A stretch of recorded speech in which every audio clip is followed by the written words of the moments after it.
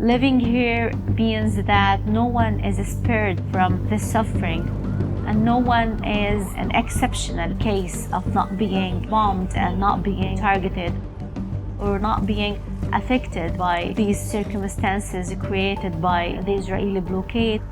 My name is Maram Humaid, Al Jazeera English reporter, and between us, life in Gaza is like a daily work.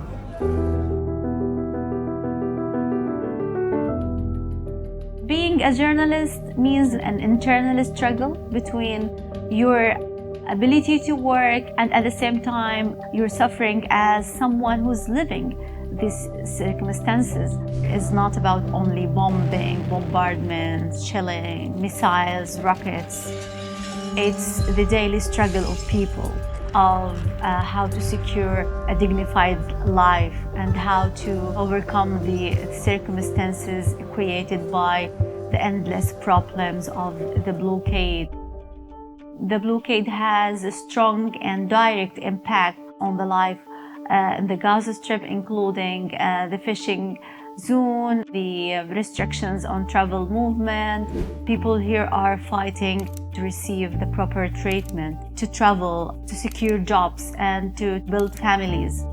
One of the hardest stories that I reported on last year is a 16-year-old girl battling cancer. Her name is Al-Madani. She was born with a tumor in her face. أنا انولدت تحت حصار، كبرت بحصار، مرضت بحصار، ما بلاقي علاج لأنه غزة يعني ما في حد يعني يساعد. Because of the situation of the Gaza Strip, she can't receive a proper treatment, and it's not easy for her to travel. So the tumor grown up more and more in her face.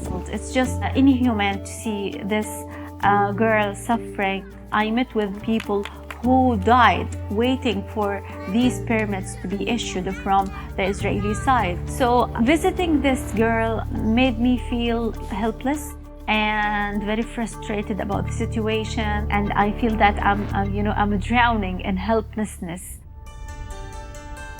The blockade on the Gaza Strip was imposed in 2007 after Hamas came to power.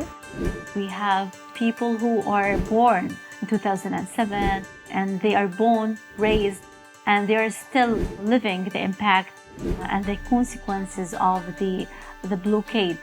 I was only 17 years old when the blockade was imposed on the Gaza Strip.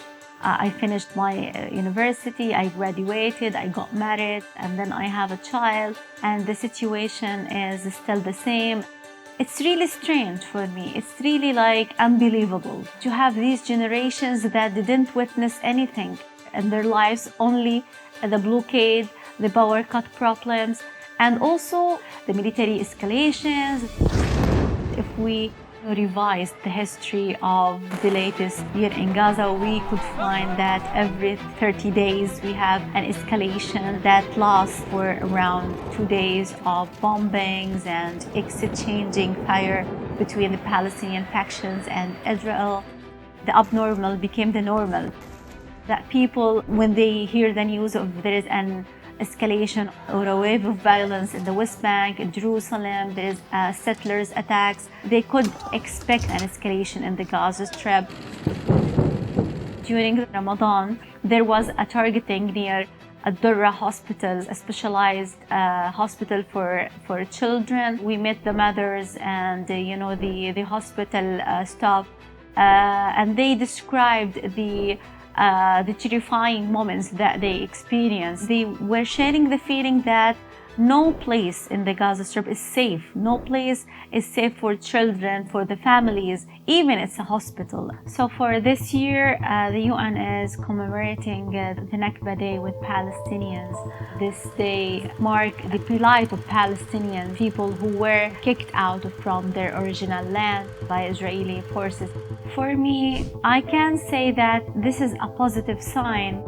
I don't see a fruitful role played by the UN to support the right of return of those refugees living in Gaza and in the neighboring countries. I report about many cases and many repeated conditions in Gaza without any change, without any hope of a near change.